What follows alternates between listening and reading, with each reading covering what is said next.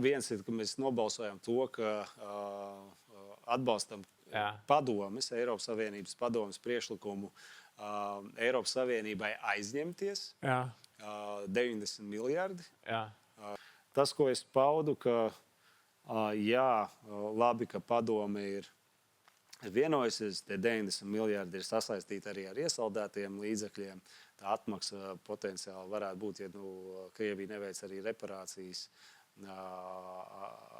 Tie aizdomu procenti, jo 90 miljardi, jau tā, ka tur pēc 20 gadiem jāatmaksā, bet jāmaksā jau arī katru gadu tie procenti par to aizņēmumu. Un tad tie procenti maksājumi tiks veikti no iesaldēto līdzekļu ģenerētās peļņas.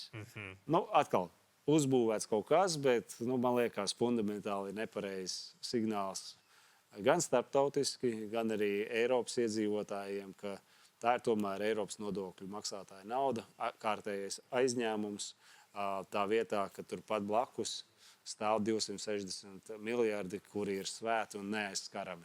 Vismaz no tās interpretācijas. Protams, tur daudz teikt, ka tas ir likumiski, tiesiski grūti. Mēs nevaram to izdarīt. Es atkal neattīstīšu to. Man būtu fundamentāli atšķirs. Tas lēmums atgādināšu, ka Eiropas Savienība pieņēma lēmumu, ka šie līdzekļi stāvēs iesaldēti, nebūs pakļauti ik pa pusgadam lēmumu pieņemšanai par sankciju pagarināšanu.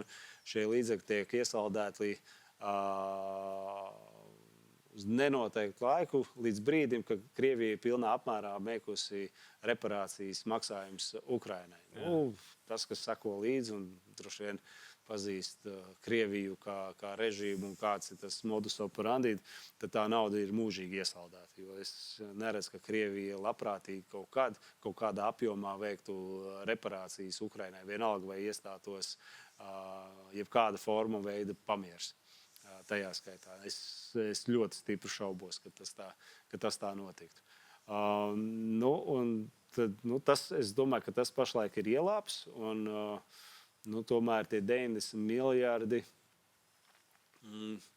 tur arī nosacījums arī ir uzlikt, ka Ukrainai par šiem līdzekļiem, kas ir 60 miljardi, viņi var iepirkt bruņojumu no Eiropas Savienības valstīm, bet tur ir laba atkāpe, kur, te man ir jāsaka arī Valdis Dombrovskis atbildēja, var teikt, par šo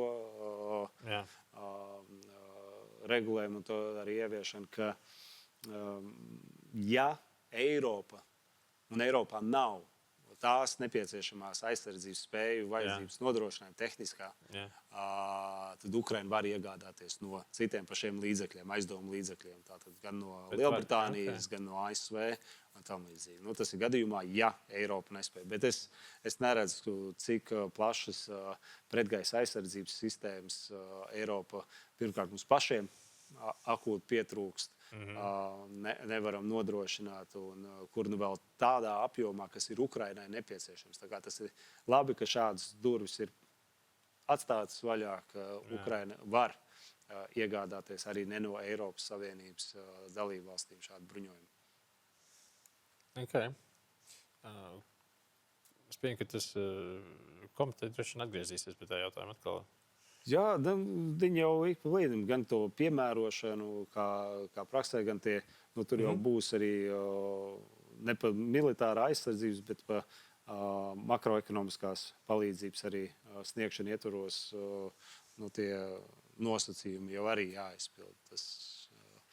Tomēr korupcija līdz galam Ukrainā, diemžēl, nav izskausta, tīpaši vēl tagad kara apstākļu. Mēs dzirdējām arī skaļo skandālu, kur, protams, rīcība sekoja, virknē vadošās amatpersonas amatus zaudēja, krimināla lietas uzsāktas.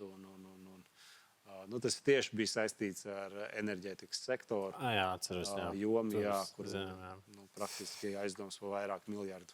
Mums laiks beidzies. Jāsaka, ļoti pilns. Paldies. Diezgan, jā. Tiekamies pēc nedēļas. Vai divām. Vai divām, jā. Paldies.